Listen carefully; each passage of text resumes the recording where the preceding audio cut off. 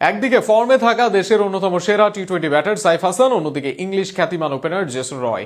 ওপেনিংয়ে যেন সবাইকে ভীতি ছড়াচ্ছে ঢাকা ক্যাপিটালস। এর সাথে আছে আবার ডিকক উসমান খানদের নাম। সব মিলিয়ে ঢাকার ভয়ঙ্কর ওপেনিং জুটি যেন হবে সবার আতঙ্কের কারণ। সব মিলিয়ে বিপিএল এর ঢাকার ওপেনিং নিয়ে বিস্তারিত থাকছে প্রতিবেদনা। বোলিংয়ে মুস্তাফিজুর রহমান টি-20 ক্রিকেটে দেশসেরা, বিশ্বসেরাদের একজন।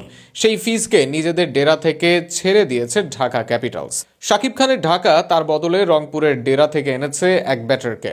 গত বিপিএলেও তিনি ছিলেন সাধারণ এক নাম, তবে বর্তমানে সেই সাইফ হাসানই দেশের টি-20 ক্রিকেটের হটকেক।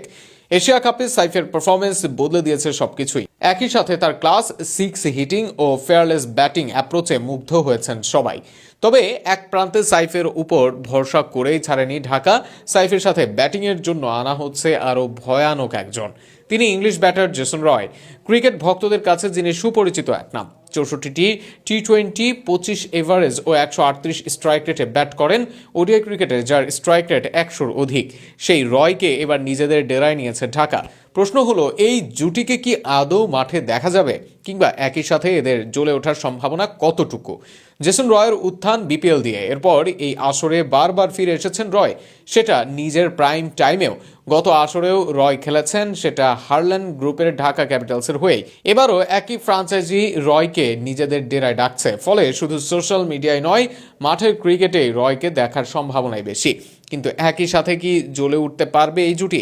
গত আসরে বিপিএল এ সাইফ হেলস পার্টনারশিপ সবার মনে আছে। সেই আসরে সাইফ যেসব ম্যাচে ভালো খেলেছেন, সেখানে হেলস ভালো খেলেছেন। জাতীয় দলের সৌম্য সাইফ পার্টনারশিপ সবার অজানা নয়। এর বাইরে সাইফ যতদিন ভালো করেছেন, লিটন, হৃদয়, তামিম বা ইমনের কেউ তাকে সঙ্গ দিয়েছে। ফলে রয়কে পেলে সাইফ স্বভাবসুলভ খেলেন, জ্বলে ওঠার সম্ভাবনাই থাকে বেশি। রয় ছাড়াও ঢাকার আলোচনায় ডিকক, উসমান খানের মতো ওপেনার। শুরুর দিকে খেলতে পারেন ডিকক, উসমানকে পেতে পারে পুরো মৌসুমের জন্য। অর্থাৎ ঢাকার টপ অর্ডার শক্ত থাকবে পুরো মৌসুমেই, তবে সেখানে মূল ফোকাস থাকবে ওপেনিংয়ে। সাইফ জেসন ওপেনিং ঢাকার দলের শক্তি বাড়াবে এমন নয়, বরং ব্র্যান্ডিং বাড়বে পুরো বিপিএল এরই।